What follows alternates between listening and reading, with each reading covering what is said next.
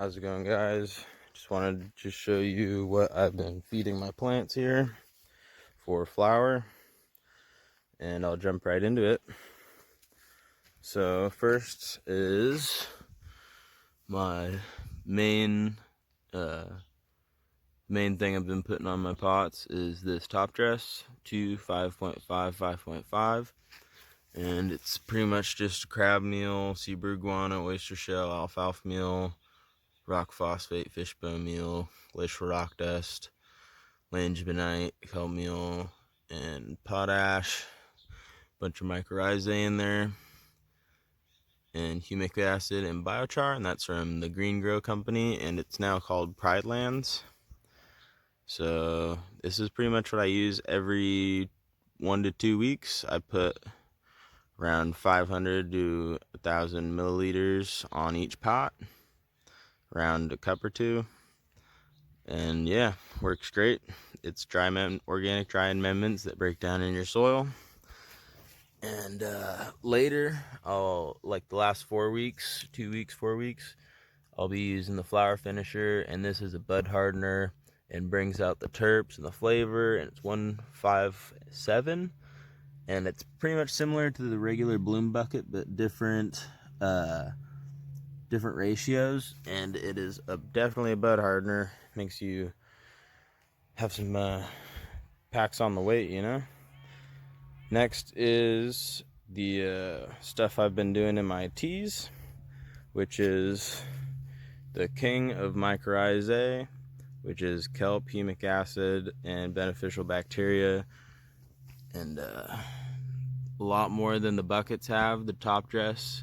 This is specifically for teas, and pretty much just makes a symbiotic relationship with your roots, and it's a soil fungus that can feed them nutrients. If your roots are touching the fungus, and the fungus is touching some nutrients, it can transport the nutrients to your roots.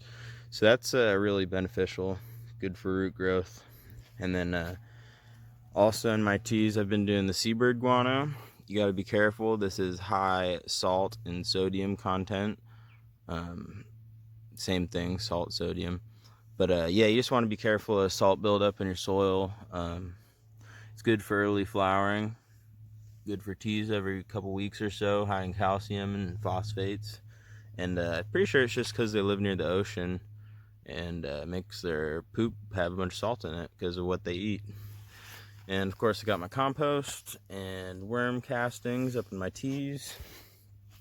And yeah, next is my oyster shell, and this is just ground up oyster shell. It's just pretty much calcium.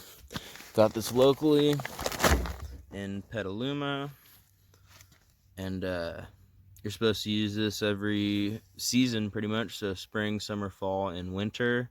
You're supposed to add it to your soil, and you can put a lot, but you're supposed to just pretty much just dust it around your pots like you do a top dress. And yeah, organic calcium. Buffers your pH as well when you water. If your pH is too high or too low, it will stabilize that, so that's a good benefit to that. Next is my yucca extract. This helps the nutrients absorb into your soil as well as the roots, so it's a cheap organic way to make your nutrient uptake better. So I got that. I've had good success with that in the past, and usually I try to stick to the dry amendments, but because my Delatas have been confused about what they're doing right now, I got this age-old bloom, which is high phosphorus, and it's good. It's got some micronutrients as well as the fish solubles, and it's derived from seaweed, and got copper, borax, iron, manganese, zinc, all that stuff. This is cool. I've seen people just use this and do very well with it. It's technically not organic, but it's derived from natural organic ingredients, so I don't know how you'd do that. But here's the silica. I use this at half strength or quarter strength. I'm not sure if there's anything with silica in it in these bloom buckets, so I've been doing this, but low strength. Also with this age-old bloom, I've been doing that at like half strength as well, just because I already have the dry amendments breaking down in there and I don't want to burn them. Next, I got my CalMag. A lot of people say calcium shouldn't be mixed with the magnesium and iron. There's no point to have them together.